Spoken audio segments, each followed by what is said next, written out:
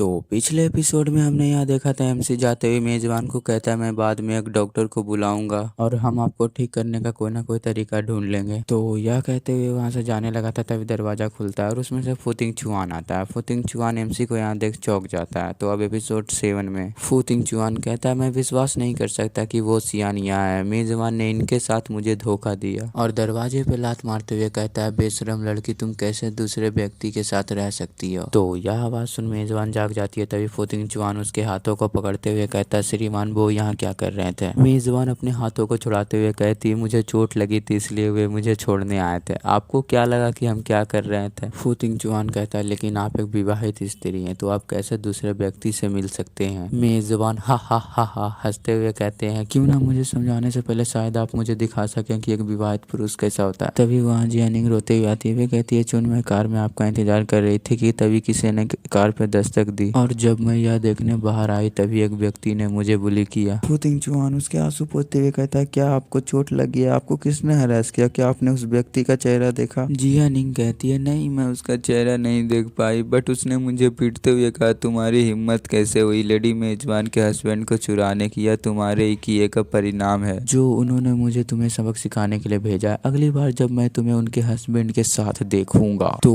मैं तुम्हारे इस ब्यूटीफुल चेहरे को बर्बाद कर दूंगा। फुतिंग चुआन गुस्से में आंखें दिखाते हुए कहता है मेजबान तुम्हारी हिम्मत कैसे हुई मेरी लड़की को बुली करने के लिए किसी को भेजने की। जियानिंग से तुरंत माफी मांगो वरना मैं तुम्हें वैसे ही हरास करूंगा जैसे तुम्हारे आदमी ने किया था। लेकिन हम देखते हैं मेजबान जो चुपचाप ये सब सुन रही होती है और मुझसे एक लफ्ज भी नहीं बोलती। तो मेजबान को ऐसे देख जियानिंग घबराते हुए बिल्कुल कांपने लगती है और कांपते हुए कहती है नहीं नहीं आप क्या करने की कोशिश कर रही हैं, अब आप मुझे चुन के सामने नहीं मारेंगी है ना। पर हम देखते हैं वे मन ही मन बहुत खुश होती है। लेकिन हमारी मेन लीड भी किसी से कम थोड़े। हम देखते हैं उसकी तरफ एक धीरे धीरे एक हाथ जा रहा होता है और उसी हाथ से मेजबान जियानिंग के ऊपर एक जोरदार चाटा जड़ देती है। तो फिर क्या मेजबान की एक ही चाट में जियानिंग खत्म। लेकिन इस थप्पड़ के बाद हम देखते हैं मेजबान को भी थोड़ी चोट लग जाती है और अपने चोट को सहलाते हुए कहती है तो तुम बिना पूछे मेरे बेडरूम में आई और ऊपर से मेरी ही बुराई कर रही हो। चलो इसे छोड़ो, आज आप यहाँ आई हैं तो चलो बात करते हैं कि आपने मेरे साथ क्या क्या किया। पहले तो तुमने मेरे हस्बैंड को मुझसे छीना और ऊपर से मुझ पर यह इल्जाम लगा रही हो कि मैंने तुम्हें बुली किया। अगर तुमने उसे नहीं उकसाया होता तो असली मेजबान आत्महत्या नहीं करती, तुमने उसे मरने पर मजबूर किया और मैंने तो सिर्फ तुम्हारे चेहरे पर थप्पड़ मारा। यह तुम्हारे लिए एक अच्छा सबक। यह सुन जियानिंग थर थर कांप रही होती और उसके नाक से आँख से मुंह से ना जाने कहाँ कहाँ से पानी आ रहा होता जो दिखने में बिल्कुल डिस्गस्टिंग होता है और वह बार बार यही कह रही होती है कि नहीं नहीं मैं वह नहीं थी। तभी फुतिंग चुआन जियानिंग के सामने आ जाता है एंड जियानिंग यह देख अपने एक्टिंग को जारी रखते हुए कहती है मुझ पर विश्वास करो चुन मैंने उसमें से कुछ भी नहीं किया। फुतिंग चुआन कहता है जियानिंग फिक्र मत करो मुझे तुम पर विश्वास है। वैसे भी बात यह नहीं थी, हम तो कर रहे थे कि अपने जियानिंग को मारने के लिए आदमी भेजा। हम देखते हैं मेजबान यह सुन शांत होती है। फिर वे कहती है तो क्या मैं गलत हूँ, तो ठीक है चलो हम देखते हैं कि आपकी लड़की को किसने बुली किया। यह सुन जियानिंग आगे आते हुए कहती है तो ठीक है आगे बढ़े और इसे साबित करें। मेजबान जाते हुए कहती है ऐसा लगता है कि आपने सिक्योरिटी मैनेजर को खरीद लिया होगा और कैमरे फुटेज को पहले से ही बदल दिया है, लेकिन जब तक मेरे पास श्री वो है मुझे किसी चीज की परवाह नहीं।